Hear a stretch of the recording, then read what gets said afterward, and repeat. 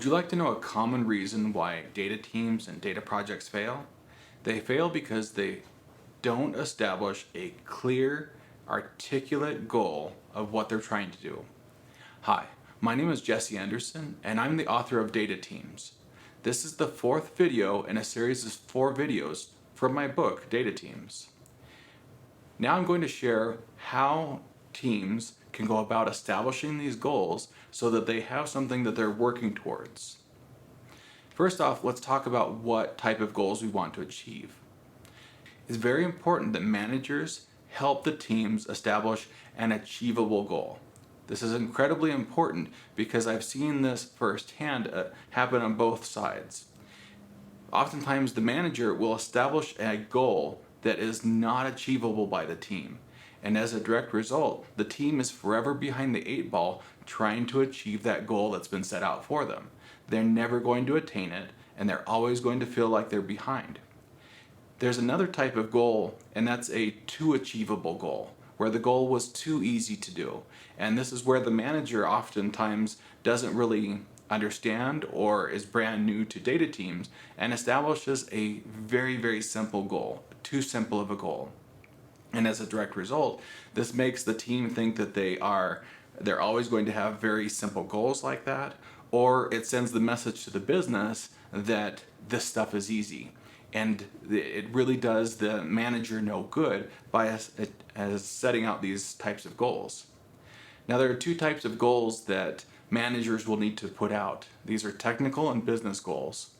And what's really important for managers, especially the managers of data teams, is to know how to mix the 2 of them. In order to understand this mix, let's define what each one of these goals are. The first type is a business goal. And these business goals are where we have direct ROI from an investment. And as we look at this is where the data team has created something of specific value for the business. And by doing this, they're going to achieve the maximum ROI for themselves. Now the issue here is that these business goals are oftentimes just for the business. They aren't thinking about anything else outside of them, for example, on the technical side. So let's talk about the technical side. Technical goals are when we're trying to add a technology or do something technical that helps us solve a problem better. In these cases, we have our data teams trying to focus perhaps on adding a new framework, adding a new technology. In and of itself, this new technology is not going to directly add business value.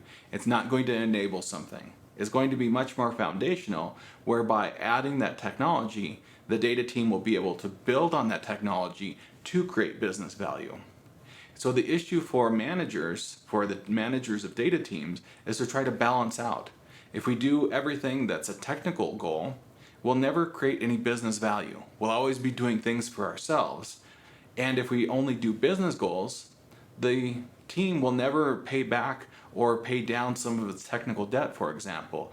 They'll never go back and add that new technology in that actually enables them to work better, to work faster, to have more optimization. So the manager needs to be there to try to balance this out. As we try to establish the right goal, we need to be very careful as managers, where if we establish too high of a goal, too lofty of a goal, that will be unattainable, as I was talking about before. And what this looks like, and what I look for in teams that are trying to achieve something unattainable, is that they have no velocity. In data teams, I talk about velocity, and I try to show that teams need to get some velocity. They need to get some wins. And if they don't ever get any wins, then they will never be able to achieve those really lofty goals. There has to be some gradual ramp up to that. They never achieve that velocity. However, if we do too low of a goal, easy of a goal, the ROI is going to be very low, where perhaps the business starts to say, well, if this is the value you're going to give us, why should we keep on using you? Why should we even establish this data team? Why should we keep on investing in this? Another issue it gives you is that your team is actually still unproven, where as managers, part of your goal with your team is to prove them, to make sure that you hired right, that you organized it right, so on and so forth. If we give our teams just way too low of a goal, the team will think that they're proven, that they're ready to move on to that more complicated thing, when they really aren't. And I've seen this before, and those sorts of teams fumble and fumble over and over again. So for you as managers, it's really difficult to do this because you have to take an honest look at your team's skills. And you have to actually take this honest look and say, okay, although I've hired the team, although they're my friends maybe, you need to take that honest look and say, okay, this is what we can do as a data team. We need to take this honest look and say, oh, this person needs to be upskilled, or the entire team needs to be upskilled on this technology, on programming, whatever it takes. It's going to take some honesty from the team to say, this is how long it's going to take, and it's going to take some honesty for you as a manager to pass that up the chain and say, although we said it was going to take a month, it's going to take 2 months, for example. This is very, very important as we start to communicate out what the abilities and what the value that the data team can actually generate. Another thing we need to do is to work with the business to find our goals. Oftentimes what we do as technical people is we get some requirements, we say we want a data team, we haul off when we start writing code. Well, that's a big issue as we start to work as data teams. This is a big, big difference from software engineering. With software engineering, we could get by not working with the business. We weren't supposed to do that, especially if we were doing agile methodologies, but we could get by with it. Now with data teams, we absolutely have to work with the business. We absolutely have to work with the business to find those goals, and then by achieving them, we do something. So when we start off with a project, we start working and start creating these projects, we need to really deeply connect with the business to find out what goals, what sorts of things would they like to do, and the value that could be generated by doing that. And we do this because if the business comes to us and say, we need to cancel Project X, we can't find the budget for you to buy technology Y, you can go back and say, well, you told me that we would make $20 million, 20 million euros more, 30 million euros more, what have you. And by having actual specific numbers, we're able to actually say, oh, we're holding that up. We're holding up this value generation by not doing this. Next, we need to focus on executing our goals. And in order to do this, we establish that ROI. We've done that already with the business. And what we want to do is then clearly outline our goals. And this outlining of goals for you as management isn't just up here in your mind. We actually need to clearly outline these goals on to the business and to our internal team. And we do this so that we're laser focused on things. One of the reasons why teams often avoid the business is that the business will give them 50, 100 different things that they want. And so they're discombobulated trying to figure out which one they are going to do. What we need to be is we need to be laser focused on finding 1 to 3 of those goals to do.